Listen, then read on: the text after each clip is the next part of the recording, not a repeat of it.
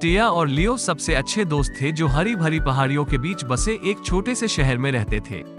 एक धूप भरी दोपहर में घास के मैदान में खेलते समय उनकी नजर एक झाड़ी के नीचे छिपी एक रहस्यमयी पुरानी किताब पर पड़ी। उत्सुकतावश उन्होंने इसे खोला और जादुई प्राणियों और मंत्रों के जटिल चित्र ढूंढे। जैसे ही उन्होंने पन्ने पलटे, हवा का एक झोंका उन्हें अपने पैरों से उड़ाकर एक जादुई जंगल के बीचों बीच ले गया। पेड़ गुप्त बातें फुसफुसाते थे और फूल एक अनसुनी धुन पर नाचते थे। टिया और लियो दोनों एक ही समय में रोमांचित और भयभीत थे।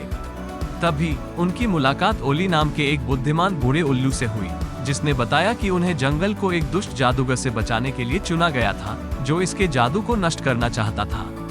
साहस और दृढ़ संकल्प से लैस टिया और लियो चुनौती स्वीकार करने के लिए सहमत हुए।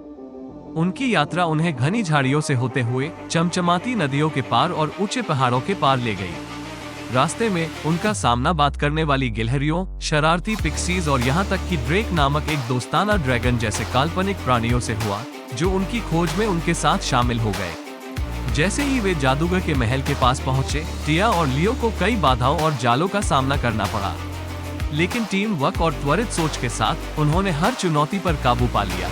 हर कदम के साथ मजबूत होते गए।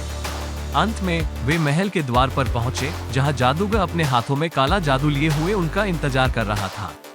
टिया और लियो दृढ़ता से खड़े थे, पुरानी किताब से प्राप्त ज्ञान और उन्हें एक साथ बांधने वाली दोस्ती का इस्तेमाल कर रहे थे। बुद्धि और जादू की भीषण लड़ाई में वे जादूगर को परास्त करने और उसे हमेशा के लिए जंगल से भगाने में कामयाब रहे। जैसे ही सूरज पहाड़ियों के पीछे डूबा, जंगल अपने कृतज्ञ निवासियों की जय जयकार और तालियों से गूंज उठा। जादू बहाल होने और भूमि पर शांति लौटने के साथ टिया और लियो ने अपने नए दोस्तों को अलविदा कहा और घर वापस चले गए।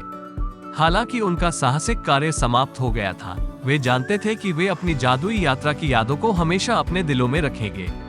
और जैसे ही उन्होंने पुरानी किताब को बंद किया और उसे सुरक्षित रख दिया, उन्होंने फुसफुसाकर एक दूसरे से वादा किया, दोस्ती की शक्ति और उसके भीतर मौजूद जादू पर विश्वास करना कभी बंद नहीं करेंगे।